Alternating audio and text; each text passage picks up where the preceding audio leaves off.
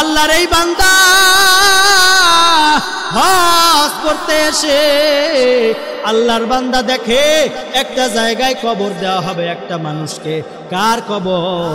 ওই আরব দেশে একটা মানুষ মারা গিয়েছে, তার কবর দেওয়া হবে তার আর এক আত্মীয়র কবরের মধ্যে, যেই কবরে একজন আলেমের কবর আছে।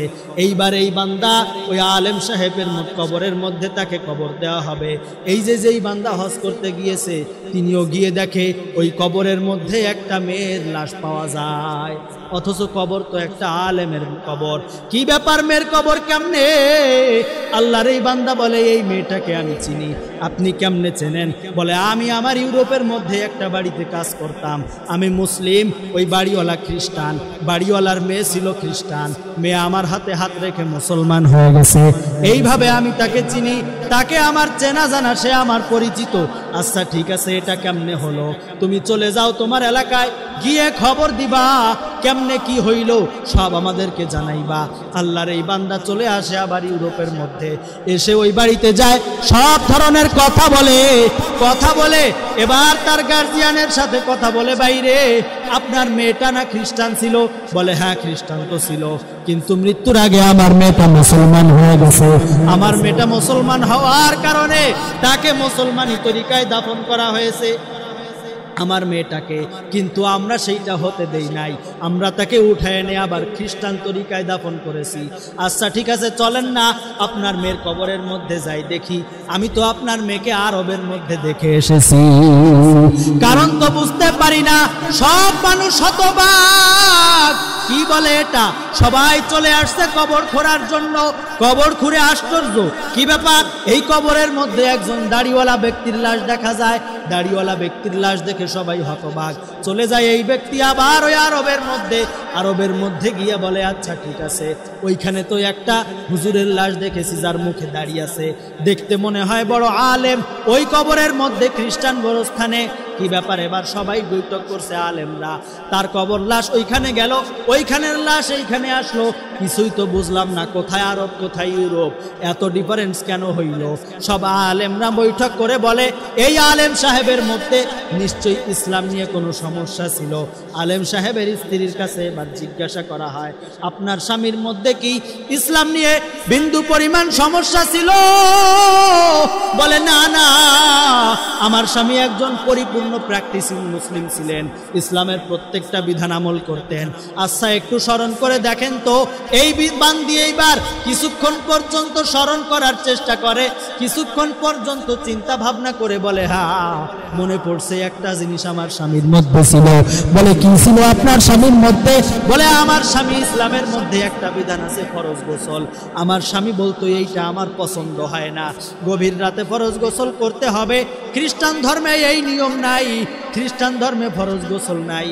আমার স্বামী ওইটাকে পছন্দ করত, মাঝে মাঝে বলতো খ্রিস্টান ধর্মে ফরজ গোসল নাই, কত সুন্দর, ইসলামের মধ্যে এই নিয়মটা আছে,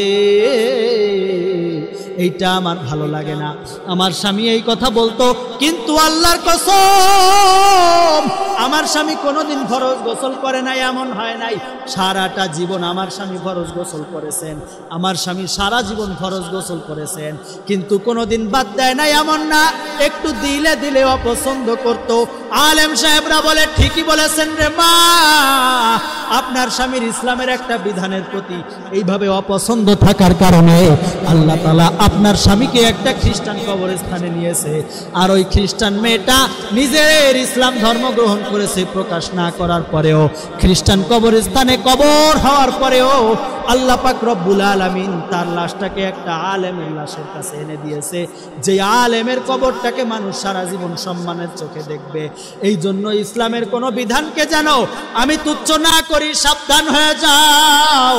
ইসলামের কোনো বিধান যেন আমার দ্বারা তুচ্ছ না হয়, ইসলামের প্রত্যেকটা বিধানকে আমি সুন্দর সম্মানের দৃষ্টিতে দেখব। আমল করতে পারি আর না পারি সেটা আমার নিজের দুর্বলতা, কিন্তু ইসলামের প্রত্যেকটা বিধান সম্মানের সাথে দেখতে হবে। সাবধান হয়ে যাও। শান্তি যদি পাইতে চাও, আল্লাহ বলেন উদখুলু ফিস-সিলমি কাফা, ইসলামের মধ্যে পরিপূর্ণভাবে প্রবেশ করো। ওয়ালা তামুতুন্না ইল্লা ওয়া আনতুম মুসলিমুন, তোমরা মুসলমান না হইয়া মরো না। রাষ্ট্রে যদি শান্তি চাও ইসলাম ধর্মের অনুসরণ করো। ইসলাম তো এমন এক ধর্ম যেই ধর্মের মধ্যে একজন বাদশার স্বভাব হলো এই, এক টুকরা দিয়ে কাপড় হয় না। বাদশা তার নিজের 2 টুকরা নেয় না কাপড় বানানোর জন্য, নিজের সন্তানেরটা নিয়ে 2 টুকরা বানায়, 2 টুকরা দিয়ে একটা জামা বানায়। কিন্তু রাষ্ট্রের কোষাগার থেকে 2 টুকরা জামা নেয় না, একটা জামা বানানোর জন্য 2 টুকরা কাপড় নেয় না। ইসলাম তো এমন ধর্ম, শাসক হয় জাতির খাদেম। ইসলাম তো এমন ধর্ম, ইমাম হয় মানুষের প্রতি সহনশীল। ইসলাম হয় এমন ধর্ম, সমাজের মধ্যে শান্তি বিরাজ পায়। এই জন্য আজ থেকে আমরা ইসলাম বাস্তবায়ন করব নিজের মধ্যে। আগে কুল্লুকুম রাইন ওয়া কুল্লুকুম মাসউলুন আন রাইয়াতিহি, তোমরা প্রত্যেকে দায়িত্বশীল আর প্রত্যেককে তার দায়িত্ব সম্পর্কে জিজ্ঞাসা করা হবে। এই জন্য নিজের পরিপূর্ণ বডির মধ্যে আগে ইসলাম ফিট করতে হবে। যেহেতু আল্লাহ তাআলা বলেন উদখুলু ফিস সিলমি কাফা ওয়ালা তামুতুন্না ইল্লা ওয়া আনতুম মুসলিমুন, ইসলামের মধ্যে পরিপূর্ণ প্রবেশ করো, মুসলমান না হইয়া মরো না। কাজেই মুসলমান হইতে পুরা বডির মধ্যে আমার ইসলাম সেট করতে হবে, আমার সমাজে ইসলাম সেট করতে হবে। সর্বোপরি আমার রাষ্ট্রে ইসলাম কায়েমের জন্য সচেষ্ট থাকতে হবে। প্রত্যেকটা মানুষ দিল থেকে পরিপূর্ণ প্রস্তুতি হয়ে যায়। ইন্নাদ দীনা ইনদাল্লাহিল ইসলাম, আল্লাহর কাছে একমাত্র মনোনীত ধর্মের নাম হলো ইসলাম। ইসলামের অনুসরণ যদি কোনো মানুষ করতে পারে, দুনিয়াও সফলতা, আখিরাত ওই বান্দার জন্য সফলতা। আল্লাহ পাক রব্বুল আলামিন বলেন উদখুলু ফিস সিলমি কাফা, ও বান্দা ইসলামের মধ্যে তুমি পরিপূর্ণভাবে প্রবেশ করো। ওয়ালা তামুতুন্না ইল্লা ওয়া আনতুম মুসলিমুন, পরিপূর্ণ মুসলমান না হইয়া বান্দা তুমি দুনিয়া থেকে বিদায় হও না, পরিপূর্ণ ইসলামের মধ্যে ঢুকে যাও। ইসলাম এমন এক ধর্ম যেই ধর্মের মধ্যেই রয়েছে প্রকৃত মানুষের শান্তি।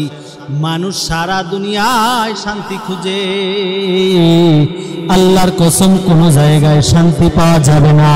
শান্তি যদি পাইতে হয় একমাত্র ইসলামের মধ্যেই শান্তি রয়েছে। এজন্যই তো আল্লাহ তাআলা বলেন আল ইয়াউমা আকমালতু লাকুম দীনাকুম, আমি তোমাদের ধর্মকে আজ পরিপূর্ণ করেছি। ওয়া আতমামতু আলাইকুম নিয়ামতি, এবং তোমাদের উপর আমি আল্লাহ আমার নিয়ামতকে পরিপূর্ণ করেছি। আল্লাহর পরিপূর্ণ যেই নিয়ামত আল্লাহ তাআলা পরিপূর্ণ বলেন, ওই যে ইসলামকে আল্লাহ তাআলা নিজে পরিপূর্ণ বলেন, ওই ইসলাম থেকে ভালো ধর্ম আর নাই। ওই ইসলাম থেকে সুন্দর শান্তির জায়গা আর নাই। ইসলাম থেকে শান্তির ছায়া আর কোথাও পাওয়া যাবে না। একমাত্র শান্তির ধর্ম ইসলাম, একমাত্র শান্তির জায়গা হলো ইসলাম। কেননা দুনিয়ার মধ্যে যত ধর্ম দেখা যায় একমাত্র আল্লাহর কাছে গ্রহণযোগ্য ধর্মের নাম হচ্ছে ইসলাম। আল্লাহর কাছে অন্য কোন ধর্ম গ্রহণযোগ্য না। গ্রহণযোগ্য ধর্মের নাম একমাত্র ইসলাম। রাষ্ট্রের শান্তি চাও, ইসলামের মধ্যে যাও। সমাজের শান্তি চাও, ইসলামের মধ্যে যাও। ইউনিয়নের শান্তি চাও, ইসলামের মধ্যে যাও। বিশ্বের মধ্যে শান্তি চাও, ইসলামের মধ্যে যাও। জাহেলি যুগের ওই খারাপ সময় পরিবর্তন হয়েছে কেন? ইসলামের আলো দুনিয়াতে ছড়িয়ে পড়ার মাধ্যমে। যখনই ইসলাম দুনিয়াতে ছড়িয়ে পড়েছে তখনই জাহেলিয়াতের সেই অন্ধকার দুনিয়া থেকে দূর হয়ে গেছে। মানুষের ঘরে ঘরে শান্তি, আর চারিদিকে কোনো আফসোস নাই, কোনো দুঃখ নাই, কোনো অভাব অনটন কিছুই নাই। মানুষের পেটে খাবার থাকলে না হবে কি? খৈরুল গিনা গিনান নাস, ধনাঢ্য উত্তম ধনাঢ্য হচ্ছে ওই ধনাঢ্য যে অন্তর যার ধনী। অন্তর যদি মানুষের ধনী না থাকে, অন্তর যদি মানুষের ধনী না হয়, ওই মানুষের হাজার কোটি টাকা থাকার পরেও সে ধনী হতে পারবে না। এই জন্য ইসলামের মধ্যে পরিপূর্ণভাবে দাখিল হয়ে যাও। শান্তি যদি পেতে চাও ইসলামের মধ্যে পরিপূর্ণভাবে ঢুকে যাও। মানবাধিকার কমিশন দিয়ে কিছুই হবে না। বাংলাদেশের মধ্যে আজ মানবাধিকার কমিশন ওই ইহুদি খ্রিস্টানের পক্ষ থেকে, আমেরিকার পক্ষ থেকে চলে আসছে, তার অফিস বানাবে। আশ্চর্যের কথা, বিশ্বের মধ্যে প্রায় 200টা রাষ্ট্র এই মানবাধিকার কমিশনের সদস্য, কিন্তু এর অফিস আসে মাত্র 16টা দেশে। আর কোনো দেশ তার অফিস করতে দেয় নাই। ভারতে অফিস নাই, পাকিস্তানে অফিস নাই, মায়ানমারে অফিস নাই। তবে আশ্চর্যের কথা, অফিস আছে ফিলিস্তিনের মধ্যে। এত বড় মানবাধিকার দেখাও, মানুষের অধিকার বাস্তবায়ন করব। ফিলিস্তিনের মধ্যে মানুষ মরতেছে দশকের পর দশক, আজ পর্যন্ত ইসরায়েলের বিরুদ্ধে নিন্দা প্রস্তাব জানানোর মতো সাহস হয় না। ফিলিস্তিনিদের পাশে দাঁড়াবে এতটুকু সাহস হয় না। অথচ সেই মানবাধিকার কমিশনের অফিস আছে ইসরায়েলের মধ্যে। ইসরায়েল যেই দেশে আক্রমণ করতেছে ফিলিস্তিনের মধ্যে, অথচ এই কমিশন ইসরায়েলের পক্ষে কথা কয়। আমেরিকা প্রত্যেক বছর বিলিয়ন নয় ট্রিলিয়ন ডলার দিতেছে ইসরায়েলকে। ইসরায়েলের মধ্যে এত পারমাণবিক বোমা সহ আরও অনেক ধরনের অস্ত্র দান করে, অস্ত্র দিতে থাকে। মানুষের মধ্যে এইভাবে তারা ফাটল ধরাইতেছে। মানবাধিকার কমিশন যেই দেশের মধ্যে যাবে, বাংলাদেশের নীল নকশা তো পরিপূর্ণভাবে অনেক আগ থেকেই এঁকে রেখেছে ইহুদি খ্রিস্টানরা। পার্বত্য চট্টগ্রাম, ওই পাশে ত্রিপুরা, এই কয়েকটা জায়গা মিলায়া একটা আলাদা রাষ্ট্র কায়েম হবে। যেই রাষ্ট্রের মধ্যে হবে একটা খ্রিস্টান মিশনারি কায়েম করবে, আলাদা একটা খ্রিস্টানের স্টেজ কায়েম করবে। সেইখান থেকে বাংলাদেশকে ধ্বংস করে দিবে। যেমন ইসরায়েল ফিলিস্তিনের কাছে ইসরায়েল আশ্রয় নিয়েছিল, ঠিক তেমনই এখন ইসরায়েল ফিলিস্তিনকে কোণঠাসা করে দিয়েছে। ওই মানবাধিকার কমিশন আসবে, নীল নকশা কেমন বাংলাদেশের মধ্যে স্থাপন করবে তাদের অফিস। আসার পরে তাদের মূল আর একটা লক্ষ্য উদ্দেশ্য হচ্ছে, যেই সমস্ত শাতেমরা, আল্লাহর নবীর দুশ্মনরা, আল্লাহর দুশ্মনেরা দেশের মধ্যে আল্লাহর নবীকে গালি দিবে, দেশের মানুষ ঈমানের পাওয়ার যখন বেড়ে যাবে, এই ঈমানের পাওয়ার দিয়ে যখন তাদের প্রতিহত করার চেষ্টা করবে, তখনই বলবে ধর্মনিরপেক্ষ বাংলাদেশ, সব মানুষ তার অধিকার, সব মানুষ তার বাক স্বাধীনতা নিয়ে থাকবে, প্রত্যেকটা মানুষ তার কথা সুন্দরভাবে বলতে পারবে। এটাই হচ্ছে মানবাধিকারের আর একটা কাজ, আর একটা চিন্তা ভাবনা। বাংলাদেশের মধ্যে শাতেম যারা, তাদের নিরাপত্তা দেবে। আল্লাহর রাসূলের শত্রু যারা, তাদেরকে নিরাপত্তা দিয়ে রাখবে। আমার পেয়ারা নবী আরশচুম্বী সম্মান, যেই নবীজি, ওই নবীজির আঘাত, ওই নবীজির ওপর আঘাত করবে, চরিত্রে আঘাত করবে, নবীজির চরিত্রে দাগ লাগানোর চেষ্টা করবে। ওই তসলিমা নাসরিনের মতো যেই সমস্ত নাস্তিক মুরতাদেরা বাংলাদেশে ছিল, এই নাস্তিক মুরতাদেরা আবার যখন আমার নবীজির চরিত্রের ওপর আঘাত করবে, এই মানবাধিকার কমিশন তাদের সামনে ঢাল হয়ে দাঁড়াবে, তাদেরকে প্রতিরক্ষা দিবে, তাদেরকে বাঁচায় রাখবে। আর একটা স্বভাব মানবাধিকার কমিশনের, নিজের নাক কেটে অন্যের পদযাত্রা ভঙ্গ করে। অর্থাৎ দেশের মধ্যে নিজেরাই বিভিন্ন ধরনের খুন খারাপি করবে আর সরকারের কাছে চিঠি দেবে। দেশের প্রশাসন দেশবাসীকে নিরাপত্তা দিতে সক্ষম নয়, কাজেই আমাদের পক্ষ থেকে আমরা কিছু গোয়েন্দা নিযুক্ত করতে চাই। নিজেরাই দেশের মধ্যে অকারেন্স ঘটাবে, খুন খারাপি করবে, মানুষকে হত্যা করবে, আগুন জ্বালাইবে, হত্যার ডাকবে, নিজেরাই পরিস্থিতি খারাপ করে বলবে প্রশাসন সক্ষম নয় দেশের মানুষকে নিরাপত্তা দিতে। কাজেই এখন আমরা কিছু প্রশাসনের লোক দেই, তাদের পক্ষ থেকে কিছু প্রশাসনের লোক বসাবে, দেশ তাদের নিয়ন্ত্রণে চলে যাবে। পার্বত্য চট্টগ্রাম ভারতের কিছু অংশ নিয়ে একটা খ্রিস্টান স্টেট কায়েম হবে, সেখান থেকে দেশের মানুষকে তারা খ্রিস্টানের দিকে ধাবিত করবে এবং বাংলাদেশকে পৃথিবীর মানচিত্র থেকে মুছে ফেলার একটা ষড়যন্ত্র। আমরা কোনোভাবেই যেন এই ফাঁদে পা না দেই। যদি মানবাধিকার কমিশনের এত দয়া হয় মানুষের ওপর, আর একটা জিনিস, যেই 16টা রাষ্ট্রের মধ্যে মানবাধিকার কমিশন আছে, প্রত্যেকটা জায়গায় যুদ্ধ বিধ্বস্ত এবং অথবা গৃহযুদ্ধ চলতেছে। বাংলাদেশের মধ্যে গৃহযুদ্ধ চলে না, যুদ্ধ হয় না, মানবাধিকার কমিশন এখানে অফিস বানাবে, আমাদের দেশের বেইজ্জতি হয়। এই জন্য তাদের আমরা এইখানে কোনোভাবেই আসতে দেব না। তাদেরকে আমরা এই কুচক্র থেকে তাদের কুচক্র থেকে দেশবাসীকে হেফাজত করার চেষ্টা করব। কোনোভাবেই মানুষ যেন এই খারাপ দিকে যাইতে না হয়, মানুষ যেন ধ্বংসের দিকে না যায়। দেশের মানুষের ঈমান আবরু হেফাজত, এটা আমাদের দায়িত্ব। প্রত্যেকটা মানুষকে আমরা তাদের ঈমান রক্ষা করব, আলেম সমাজের দায়িত্ব। আল্লাহর নবী বলেন, বাল্লিগু আন্নী ওয়ালাউ আয়া, আমার পক্ষ থেকে যা পেয়েছো একটা আয়াত যদি হয় তোমরা পৌঁছায়া দাও। নবীজি বলেন, ইন্নাল উলামা ওয়ারাসাতুল আম্বিয়া, আলেমরা হলো নবীদের ওয়ারিস।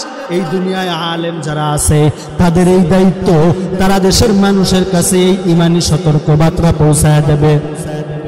আজ দেখা যায় শুধু আলেমরা এই যে রাস্তায় নেমে নেমে এই কমিশনের বিরুদ্ধে আন্দোলন করে, কিন্তু প্রত্যেকটা মুসলমানেরই দায়িত্ব ছিল বাংলাদেশে যেন এই মানবাধিকার কমিশন ইহুদি খ্রিস্টানের চক্রান্ত অফিস যেন না করতে পারে। কিন্তু শুধু আলেমরাই যায়, আবার কিছু আলেম নামধারী টুপিওয়ালারাও যায়, সেখানে গিয়ে বক্তব্য দেয়, বিভিন্ন ধরনের কথাবার্তা, নির্বাচনের মাথায় ব্যথা নিয়ে তারা সামনে আগাইতেছে। মনে রাখবা, এই মানবাধিকার কমিশনের অফিস যদি বাংলাদেশে হয় আর দেশের মানুষের ঈমান যদি নষ্ট হয়, তুমি টুপিওয়ালা ওই কমিশনের সাথে যুক্ত থাকার কারণে ইতিহাসের পাতা তোমাকে মুনাফিক হিসাবে চিনবে। ইসলামী দল বলে নিজেকে পরিচয় দিবা, আবার এই মুনাফিকের সাথেও থাকবা, ইতিহাস তোমাকে ক্ষমা করবে না, 1000 বছর পর্যন্ত তোমাদেরকে মনে রাখবে। এই জন্য সবাই সচেতন হওয়া দরকার। আমরা ইসলামের মধ্যেই শান্তির জন্য ঢুকব। মানবাধিকার আমাদের শান্তি দিতে পারবে না, মানবাধিকার কমিশন আমাদের শান্তি দিতে পারবে না। দিতে পারলে কাশ্মীরে দিতে পারতো, দিতে পারলে জেসনিয়ায় দিতে পারতো, দিতে পারলে ফিলিস্তিনে দিতে পারতো, দিতে পারলে নির্যাতিত মুসলমানদেরকে দিতে পারতো। পৃথিবীর কোন জায়গায় নির্যাতিত মুসলমানদের এই মানবাধিকার কমিশন শান্তি দিতে পারে নাই, আমাদের বাংলাদেশে এসেও তারা পারবে না। যদি বাংলাদেশে অফিস করতে হয়, প্রত্যেক জায়গায় নিরাপত্তা দেওয়ার, শান্তির নিরাপত্তা দিয়ে দাও সব জায়গায়, তবেই তোমরা অফিস করতে পারবে। তোমাদেরকে আমরা বিশ্বাস করি না, এই নীল নকশার সামনে আমরা যাব না, তাদের ধোকায় আমরা পা দিব না। প্রত্যেকটা মুসলমান নিজেকে বাঁচা রাখেন, ইসলামের মধ্যে পরিপূর্ণভাবে দাখিল হন। ইসলাম আমার আপনার জন্য চিরস্থায়ী শান্তির ধর্ম। ইসলাম ছাড়া যদি কেউ শান্তি পাইতে চায়, আল্লাহর কসম, ইসলাম ছাড়া শান্তি আসবে না। শান্তি যদি পাইতে চাও, একমাত্র ইসলামের মধ্যেই শান্তি রয়েছে। এই জন্য ইসলামের মধ্যে ধাবিত হও। আর মুসলমান বন্ধু, নিজের অজান্তেই আমরা অনেক সময় ইসলামের অনেক বিধিবিধানকে তুচ্ছ তাচ্ছিল্য করি, এর দ্বারাও কিন্তু আমার আপনার ঈমান নষ্ট হয়ে যায়।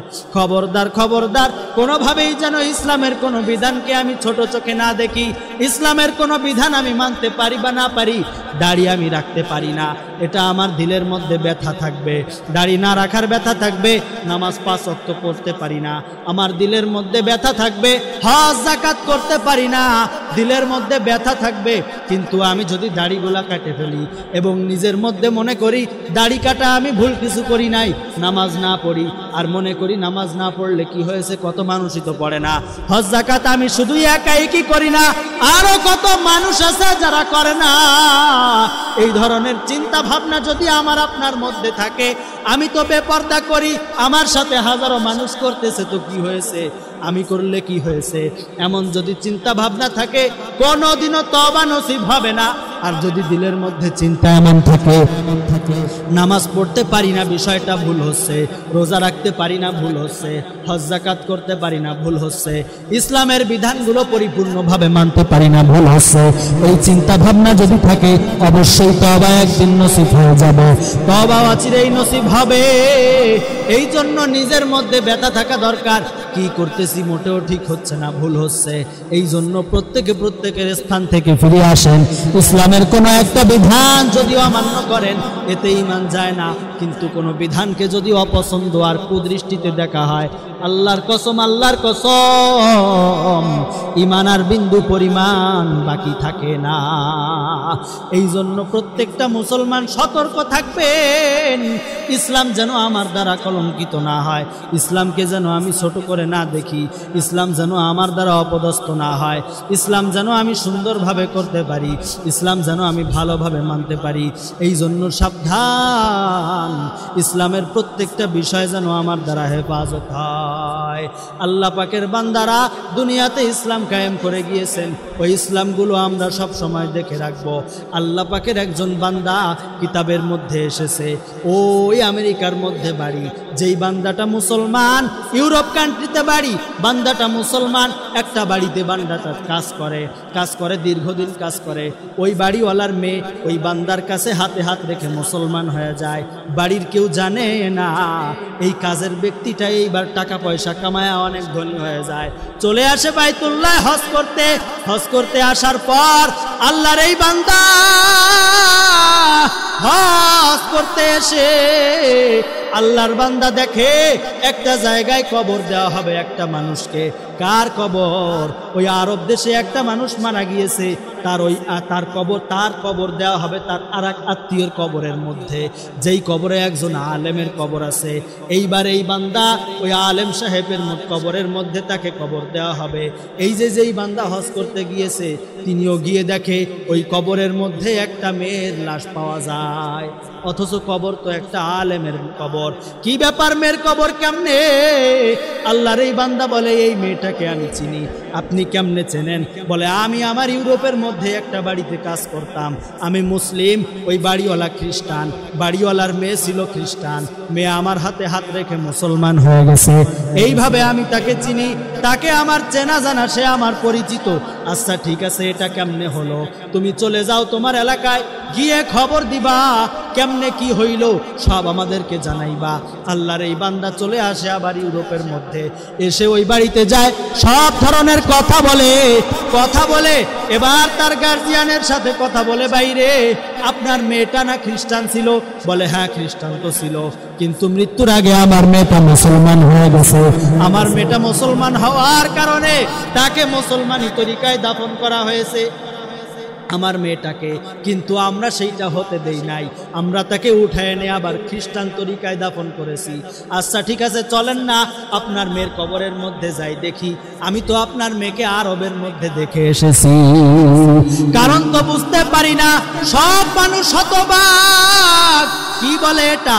সবাই চলে আসছে কবর খোঁড়ার জন্য, কবর খুঁড়ে আশ্চর্য, কি ব্যাপার?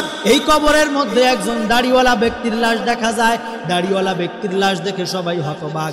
চলে যায় এই ব্যক্তি আবার ওই আরবের মধ্যে গিয়ে বলে, আচ্ছা ঠিক আছে, ওইখানে তো একটা হুজুরের লাশ দেখেছি যার মুখে দাড়ি আছে, দেখতে মনে হয় বড় আলেম, ওই কবরের মধ্যে খ্রিস্টান গোরস্থানে।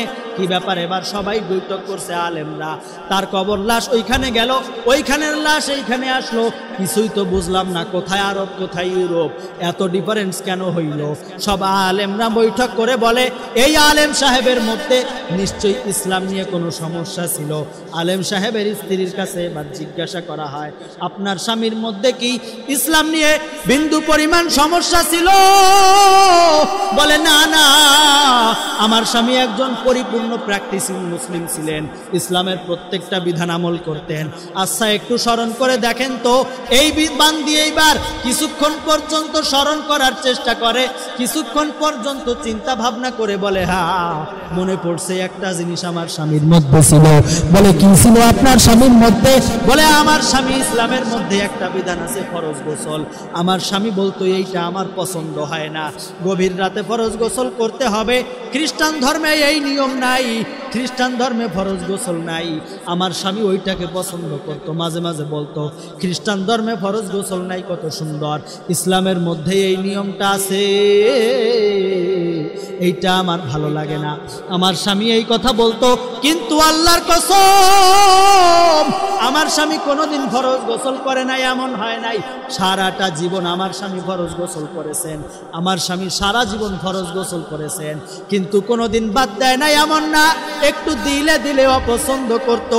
আলেম সাহেবরা বলে, ঠিকই বলেছেন রে মা, আপনার স্বামীর ইসলামের একটা বিধানের প্রতি এইভাবে অপছন্দ থাকার কারণে আল্লাহ তাআলা আপনার স্বামীকে একটা খ্রিস্টান কবরস্থানে নিয়েছে, আর ওই খ্রিস্টান মেয়েটা নিজের ইসলাম ধর্ম গ্রহণ করেছে, প্রকাশ না করার পরেও, খ্রিস্টান কবরস্থানে কবর হওয়ার পরেও আল্লাহ পাক রব্বুল আলামিন তার লাশটাকে একটা আলেমের লাশের কাছে এনে দিয়েছে, যে আলেমের কবরটাকে মানুষ সারা জীবন সম্মানের চোখে দেখবে। এই জন্য ইসলামের কোন বিধানকে যেন আমি তুচ্ছ না করি, সাবধান হয়ে যাও। ইসলামের কোন বিধান যেন আমার দ্বারা তুচ্ছ না হয়। ইসলামের প্রত্যেকটা বিধানকে আমি সুন্দর সম্মানের দৃষ্টিতে দেখব। আমল করতে পারি আর না পারি সেটা আমার নিজের দুর্বলতা, কিন্তু ইসলামের প্রত্যেকটা বিধান সম্মানের সাথে দেখতে হবে। সাবধান হয়ে যাও। শান্তি যদি পাইতে চাও, আল্লাহ বলেন উদখুলু ফিস-সিলমি কাফা, ইসলামের মধ্যে পরিপূর্ণভাবে প্রবেশ করো। ওয়ালা তামুতুন্না ইল্লা ওয়া আনতুম মুসলিমুন, তোমরা মুসলমান না হইয়া মরো না। রাষ্ট্রে যদি শান্তি চাও, ইসলাম ধর্মের অনুসরণ করো। ইসলাম তো এমন এক ধর্ম যেই ধর্মের মধ্যে একজন বাদশার স্বভাব হলো এই, এক টুকরা দিয়ে কাপড় হয় না। বাদশা তার নিজের 2 টুকরা নেয় না কাপড় বানানোর জন্য, নিজের সন্তানেরটা নিয়ে 2 টুকরা বানায়, 2 টুকরা দিয়ে একটা জামা বানায়। কিন্তু রাষ্ট্রের কোষাগার থেকে 2 টুকরা জামা নেয় না, একটা জামা বানানোর জন্য 2 টুকরা কাপড় নেয় না। ইসলাম তো এমন ধর্ম, শাসক হয় জাতির খাদেম। ইসলাম তো এমন ধর্ম, ইমাম হয় মানুষের প্রতি সহনশীল। ইসলাম হয় এমন ধর্ম, সমাজের মধ্যে শান্তি বিরাজ পায়। এই জন্য আজ থেকে আমরা ইসলাম বাস্তবায়ন করব। নিজের মধ্যে আগে কুল্লুকুম রাইন ওয়া কুল্লুকুম মাসউলুন আন রাইয়াতিহি, তোমরা প্রত্যেকে দায়িত্বশীল আর প্রত্যেককে তার দায়িত্ব সম্পর্কে জিজ্ঞাসা করা হবে। এই জন্য নিজের পরিপূর্ণ বডির মধ্যে আগে ইসলাম ফিট করতে হবে। যেহেতু আল্লাহ তাআলা বলেন উদখুলু ফিস-সিলমি কাফা ওয়ালা তামুতুন্না ইল্লা ওয়া আনতুম মুসলিমুন, ইসলামের মধ্যে পরিপূর্ণ প্রবেশ করো, মুসলমান না হইয়া মরো না। কাজেই মুসলমান হইতে পুরা বডির মধ্যে আমার ইসলাম সেট করতে হবে, আমার সমাজে ইসলাম সেট করতে হবে। সর্বোপরি আমার রাষ্ট্রে ইসলাম কায়েমের জন্য সচেষ্ট থাকতে হবে। প্রত্যেকটা মানুষ দিল থেকে পরিপূর্ণ প্রস্তুতি হয়ে যায়। আমি এইবার আমার রাষ্ট্রকে ইসলামী রাষ্ট্র করব, আমি এইবার আমার রাষ্ট্রকে ইসলামের দিকে ঠেলে দেব। ইসলামের ছায়াতলে যদি আসতে পারি, আল্লাহর কসম এই বিশ্ব আবার সেই সোনালী যুগ আর স্বর্ণের যুগ দেখতে পারবে। এজন্য প্রত্যেককে আল্লাহ তাআলা ইসলামের মধ্যে পরিপূর্ণ দাখিল হওয়ার তৌফিক দান করেন। ইসলামের প্রত্যেকটা বিধানের উপর যেন আমরা সম্মানশীল, শ্রদ্ধাশীল, ভালোবাসা, আজমত, মহব্বত রাখি। কোনো বিধানকে যেন আমরা তুচ্ছ তাচ্ছিল্য না করি। আল্লাহ তাআলা তৌফিক দান করেন। ওমা আলাইনা ইল্লাল বালাগ।